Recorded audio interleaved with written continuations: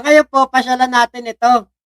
Itong nangyayari kay Kulaong. Okay. Ay, teka. Hindi pala ito dito. Ayun. Etong si Kulaong po ay meron na pong love letter mula po sa DILG. Ayan.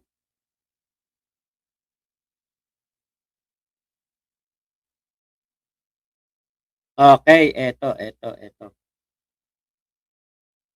Ayan. Nako. Sabi po dito sa balita na ito ng GMA News. Saan ba yun? Ito, ayan. The Criminal Investigation and Detection Group confirmed on Tuesday that it is investigating controversial blogger Norman Mangusin, also known as Francis Leo Marcos, over a viral photo of him donning a police uniform. Talagang iniimbestigahan na po at talagang siya po ay ginagawa na pong kumbaga case build up. Ngayon, alam niyo po ba, etong si Kulaong, nakakapagpamigay po talaga 'to ng mga salamin, doon pa sa loob ng krami. Ganyan po katindi yan magpanggap. Biruin niyo wanted na siya dito nung ginagawa po niya yan, wanted.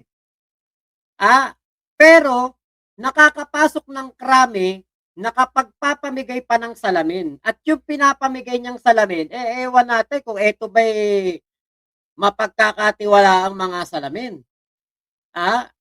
Ngayon, eto sabi nga ni Puji News, for years Norman Mangusin has publicly claimed association with the Marcos family, creating confusion and misleading many Filipinos.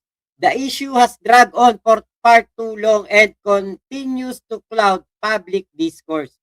If there's any legal basis whatsoever, we strongly urge Criminal Investigation and Detection Group, National Bureau of Investigation, NAPOLCOM, PNP, Senate of the Philippines to pursue a DNA test through proper court authorization to finally settle this matter once and for all.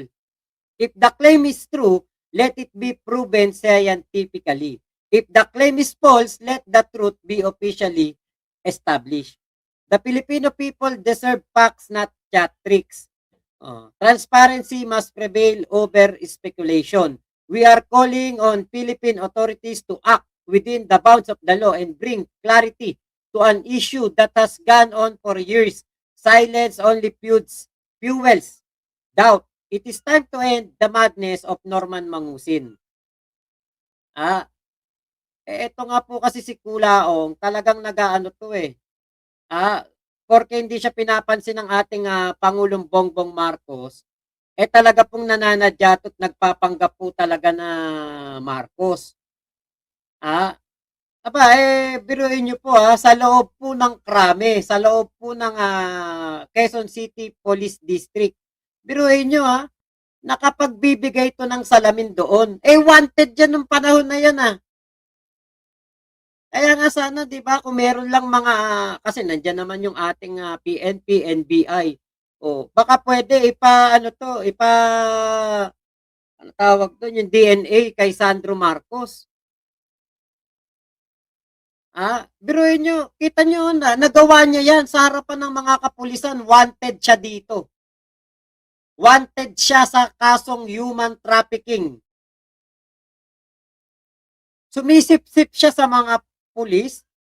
Siya po ay namimigay kuno ng mga salamin para hindi po siya mapansin o mahulaan na siya si Norman Mangusin.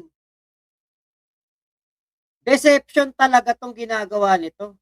Special care by Police Chief Inspector Josephine L. Nando.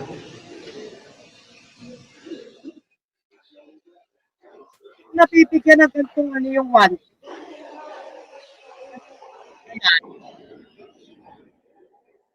Good morning, ladies and gentlemen. It is such a privilege and a pleasure to introduce our guest of honor and speaker, a man dedicated to helping the poor and alleviating poverty, if not eradicating it. Born in the summer capital of the Philippines on September 29, 1979, our young unsung hero of Hispanic descent, whose roots are in Ilocos Norte and Baguio City, was raised in the United States. He studied at the prestigious MIT, or the Massachusetts Institute of Technology, where he obtained two degrees, one in behavioral science and the other in marine engineering, and graduated cum laude in 2001. For 3 years, he was in Asia, particularly Oh, kita niyo puro katarantaduhan yung mga pinagsasabi dito, di ba? MIT graduate. Oh, yun. Oh, sagutin ko lang po. May nag-comment po diyan. Ano daw ang ulam ko? Oh, dahil nga po bayaran akong vlogger, ito po ulam ko. Ayan oh. Oh, ayan ulam ko. Niluto po ng aking chef. Oh, ayan oh, sinagot ko na ha. Ayan ang ulam ko. Oh, tatanong kasi kung ano ang ano kung ano yung ulam eh. Pinakita lang natin. Diba? Bayaran po akong vlogger. Alangan naman mag-ulam ako ng sardinas. Hong Kong, pushing his humanitarian advocacy. In 2004, special care by Police Chief Inspector John. He returned to the Philippines and set up several foundations dedicated to Ayan o. Etong humanitarian kuno na ito ni Kulaong, panloloko to sa mga pulis para hindi isipin na siya si Norman Mangusin.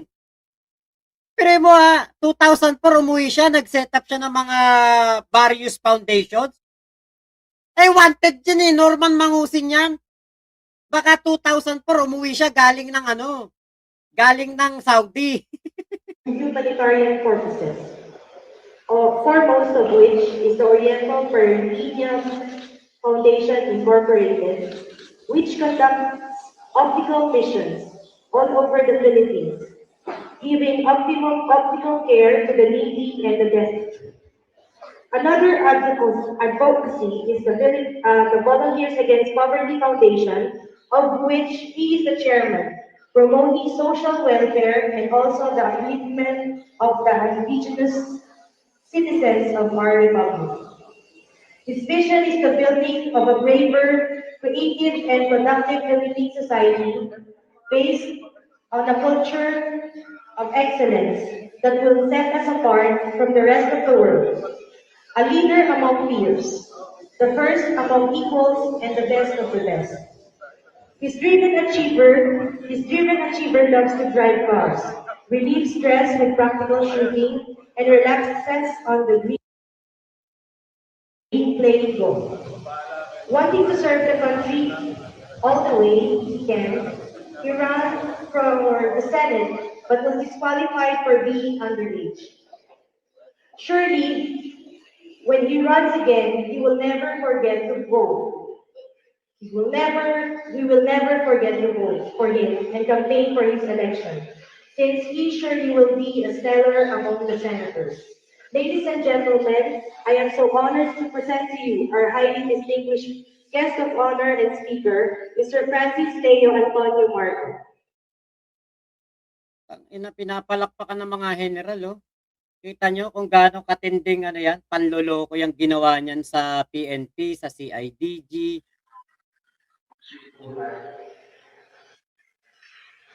Maraming salamat din sa introduction ni Major Nando. Masyadong overwhelming. Oo. I don't know how... Overwhelming kasi di naman yan totoo talaga yung mga pinagsasabi. Graduate ka daw ng MIT. Umuwi ka daw. Galing sa pag-aaral. Abay, nagtayo ka ng various foundations. Putangin, saan ka nag-aaral abroad? Diba? Kita nyo po, ito, hindi na to katanggap-tanggap po talaga. Tinatarantado ni Kulaong ang lahat ng kapulisan. Imagine niyo lahat ng mga, mga uniform personnel yan. Nasa harapan ninyo. Wanted sa human trafficking, hindi nyo naamoy. Nagpalit lang ng pangalan, hindi ng muka. Yung pa rin naman yung mukha niya, pangit pa din. Hindi nyo man lang nakilala, hindi nyo man lang napansin na kayo tinatarantado ni Kulaong sa loob mismo ng inyong bakuran. Kahiya-hiya, di ba? Ah, kaya sana, Napolcom, PNP, CIDG, ma-check nyo din po itong mga video na ito. Kasi po, harap-harapan po kayong tinatarantado ni Kulaong. Oh, nung napanood ko yan, kinilabutan ako sa mga ginamit na salita to describe Kulaong. Diyos ko, grabe talaga ate. Napakatindi. Ang tindi ng mga pinagsasabi. Alam naman natin na kasinungalingan yun. Eh hanggang ngayon, nagagamit nga ni Kulaong to eh. Hanggang ngayon, nagagamit niya yan sa panloloko niya. Sinasabi niya, inaano siya ng mga kapulisan, sinusuportahan siya. Hanggang ngayon po, nagagamit niya yan. Kaya sana makita to ng Napolcom. Diba? Na noong panahon na yon, around 2019 o 2018 to nangyari, tinatarantado na ni Kulaong ang mga kapulisan. Wanted sa human trafficking case, namimigay pa ng salamin sa loob ng Krame o loob ng Quezon City Police District. Diba? Oh, waiting lang ako sa reply ni Napolcom Chairman Ralph Calinisan, si Kuya Nino Barsaga. Oh. Diba? Ay, naku talaga. Grabing ano to, grabing panggagago to, Kuya Ninyo. Sana talaga ma-actionan to. So yun po, ako po magpapaalam na po sa inyo dito sa live natin na ito para po makapagsimula po doon sa isa nating live. At makakasama po natin ang ilan sa mga 14 vloggers. Kasi yung iba po talagang busy, hindi po maka-oo. Ngayon, yung pong mga makakapunta, salamat. Yung hindi po makakapunta, okay lang naman. Magkakamustahan lang naman kami. Ito po yung aking live doon sa Kulaong Time with 14 vloggers. Meron lang po kaming sasagutin ng mga ilang issue patungkol po sa amin kasi na sabihan po kami na kaya daw po kami umalis ay dahil daw po sa pera. Totoo, dahil sa pera, pero hindi dahil sa kami ay walang makukuhang pera sa mga OFW o magnanakaw kami, hindi. Kaya kami umalis dahil si Kulaong hindi po ginamit ang pera namin o yung nalikom naming pera sa mga OFW para sa 1,000,000 sako ng bigas na ipapamigay sa Bataan. So sana po makasama po kayo doon sa live ko na yon, lipat po kayo doon. Maraming salamat po sa inyo. I-end live ko na po ito. Hindi na tayo muna magpapatugtog ng Kulaong Time jingle o yung kanta ni Makagago kasi po meron po siyang copyright issue pa ngayon. Dahil in-upload po nila sa Spotify. Nung pagka-upload sa Spotify, napakarami po na na-copyright na mga video. Sa akin yata 30, kay MG yata marami din.